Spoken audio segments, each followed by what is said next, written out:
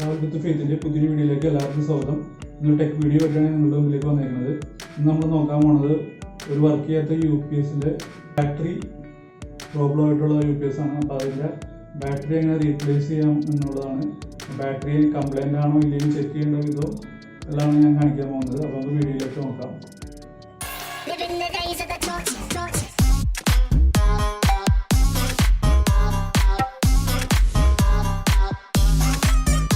നമ്മളതിനായിട്ട് എടുക്കുന്നത് V-ഗാർഡിൻ്റെ UPS ആണ്.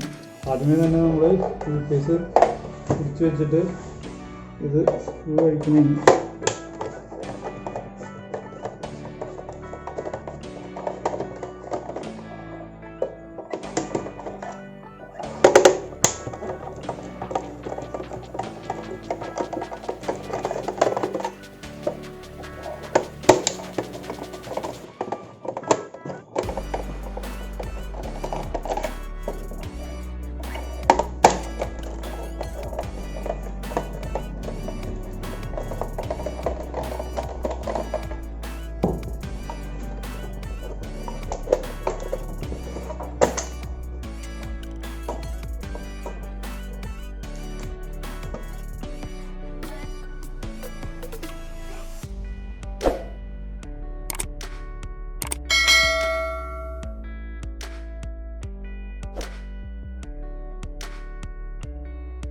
കാണുന്നതാണ് UPSൻ്റെ ഉള്ളിലെ കാര്യങ്ങൾ.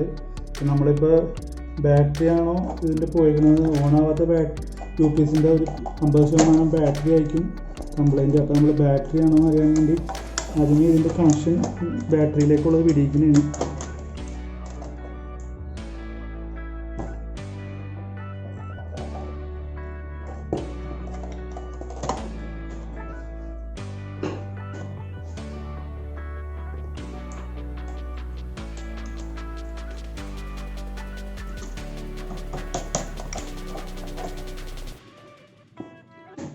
നമ്മൾ അതിനായിട്ടൊരു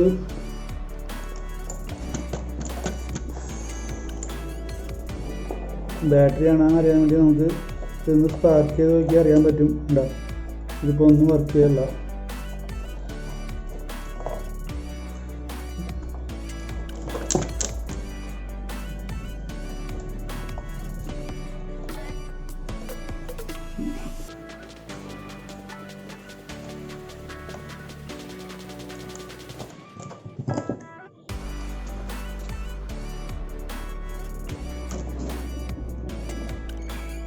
നമ്മളിതാണ് പുതിയ ബാറ്ററി മേടിച്ചത്. അപ്പോൾ നമ്മൾ ഈ ബാറ്ററിയുടെ വെച്ചിട്ട് അതിന് മുമ്പായിട്ട് നമുക്ക് ഈ ബാറ്ററി ഓക്കെ ആണോ ചെക്ക് ചെയ്യാൻ വേണ്ടി നമുക്ക് ബാറ്ററി വർക്കിംഗ് ആണോ അറിയാൻ വേണ്ടി ഇങ്ങനെ സ്പാർക്ക് ചെയ്യും.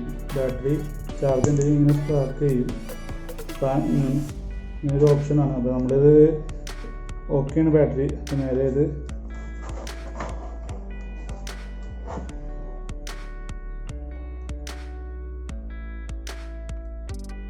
നമ്മളതിൻ്റെ പവറിൻ്റെ പ്ലസും മൈനസും കറക്റ്റായിട്ട് തന്നെ കൊടുക്കണം. അത് കൊടുത്തു കഴിഞ്ഞാൽ നമുക്ക് ജസ്റ്റ് ഒന്ന് UPS ഓൺ ചെയ്ത് നോക്കാം.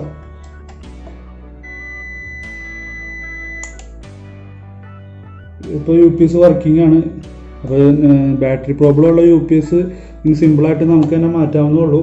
ഇത് കഴിഞ്ഞിട്ട് നമ്മളൊരു 8 മണിക്കൂർ 9 മണിക്കൂർ ഇത് ഓഫ് ചെയ്ത് ചാർജ് ചെയ്തിട്ട് കഴിഞ്ഞാൽ UPS പക്ക വർക്കിംഗ് കണ്ടീഷനായി. നമുക്ക് കറക്റ്റായിട്ട് ഇപ്പോൾ നമ്മൾ പുതിയ മൊബൈലൊക്കെ വാങ്ങുമ്പോൾ ചാർജ് ചെയ്യണ പോലെ കറക്റ്റായിട്ട് ചാർജ് ചെയ്തിട്ട് കറക്റ്റായിട്ട് യൂസ് ചെയ്ത് കഴിഞ്ഞാൽ ബാറ്ററി പഴയ ബാക്കപ്പ് കണ്ടീഷനിലേക്ക് വന്നോളും. ഇങ്ങനെയാണ് UPSൻ്റെ ബാറ്ററി റീപ്ലേസ് ചെയ്യുന്നത്. അപ്പോൾ ഈ വീഡിയോ ആദ്യമായിട്ട് കാണുന്നവരുണ്ടെങ്കിൽ തീർച്ചയായിട്ടും ചാനൽ സബ്സ്ക്രൈബ് ചെയ്യണം. അതുപോലെ തന്നെ ലൈക്ക് ചെയ്യാനും കമൻറ്റ് ചെയ്യാനൊന്നും മറക്കണ്ട. അപ്പോൾ അടുത്ത വീഡിയോയിൽ കാണുന്നവരെ എല്ലാവർക്കും ബൈ.